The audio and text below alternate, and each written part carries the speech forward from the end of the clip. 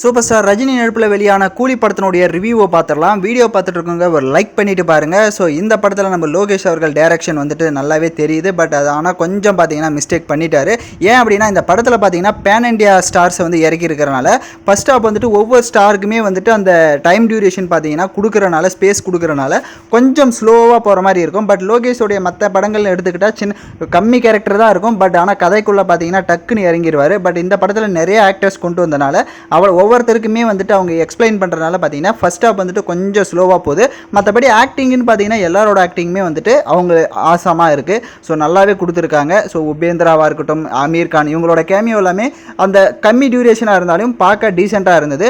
மற்ற அதிகப்படியான டியூரேஷன் வரவங்களது பார்த்தீங்கன்னா சில இடங்களில் வந்துட்டு இது வேணாம் அப்படின்ற மாதிரி தான் இருந்தது.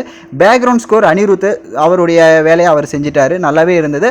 பட் 80% பார்த்தீங்கன்னா பர்ஃபெக்டாக இருந்தது. 20% அங்கங்கே இது வேணாமே அப்படின்ற மாதிரி தான் இருந்திருக்கும். ஸோ நாகார்ஜுனா ஒரு ஸ்டைலிஷான வில்லனாக அவர் வந்தார். ஸோ அவருடைய போர்ஷன்ஸுமே வந்துட்டு நல்லா இருந்தது. ஸோ செகண்ட் ஹாப் பார்த்தீங்கன்னா சூப்பராக கொடுத்துருந்தாரு லோகேஷ் அவர்கள். அதுவும் லாஸ்ட் 20 மினிட்ஸ் வந்துட்டு வேற லெவலில் சம்பவம் பண்ணியிருந்தாரு. இன்டர்வல் வழக்கம் போல தான் விக்ரம் லியோ மாதிரி வந்துட்டு ஒரு ஐகானிக்காக இருக்கும், பார்க்க நல்லா இருக்கு. ஸோ தியேட்டரில் கண்டிப்பாக இந்த படத்தை நீங்கள் மிஸ் பண்ணாமல் பார்க்கலாம். ஏன்னா ரிவ்யூஸை பார்த்துட்டு போகிறத விட நாம் போய் பார்க்குறப்ப அந்த எக்ஸ்பீரியன்ஸ் வந்து உங்களுக்கு நல்லாவே கொடுத்துருக்கும். ரொம்ப எக்ஸ்பெக்டேஷன்ஸ் வச்சு போக தேவையில்ல. இது ஒரு ஸ்டாண்டலோன் ஃபிலிம்.